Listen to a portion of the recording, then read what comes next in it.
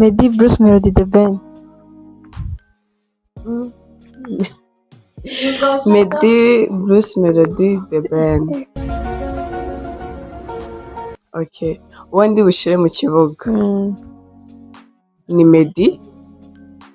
Kubera ko nkunda kubona akora siporo, ubona ari umuntu uri courage kandi witaye ku bintu. Uwo ndishyuye kuri benshi ni amahitamo aranze ni Bruce Melody, kubera ko aba ashyushye mu bintu ukumva. Kuri benshi nashyira Bruce Melody, aba ashyushye mu bintu, ubona nyine ibintu byose bafitemo sharp. Ubundi bugurishe The Ben. Ni The Ben nyine kuko mbona ari imonga tu. Mbona ari imonga.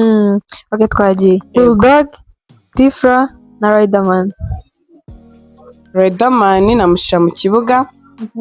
Bulldog kuri bench. Pfla namuryamo make. Amuryamo make. Azanira amabuye. Kubera iki? Sinzi ukuntu mbona yimereye. Hari ukuntu nyine ubona umuntu agira vibe ubu ngubu ejo zikabura, kandi nyine urumva umuntu ahantu handi habiri aba agomba kuba ashyushye. Yego. That's why. Okay, twagiye. Kevin, Betray na bushali. Kevin, Betray na Bushido. Yeah. Bushali namushyira mu kibuga. Yo, man, Bushali ari kubona vibe aba afite. Bushali afite vibe ziri hejuru. Bushali ubona yababa ibintu byose yakiyaminiye. Nta bya bintu ubona adashoboye, afite ukuntu ubona byaza gukunda kubera ko aba abishaka. Hanyuma Kevin namugurisha, Betray namushyira kuri bench.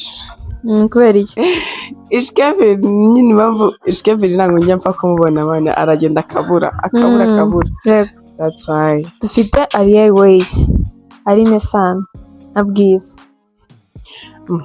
Gusa cyabaza Aline Sano mu kibuga, Bwiza kuri bench, Airways nabamugurishije. Impamvu nyine na bigenza gutyo, Aline Sano arazamuka, abafite vibes, niyo mpamvu ajya mu kibuga. Ikindi abafite courage, umukobwa uhana vibes. Airways uyu munsi araha, ejo araha ngaha, nyine aba yakonje. Niyo mpamvu namugurisha nyine n'abandi bakajya kurwaza. Bwiza nawe Bwiza arashyushye. That's why.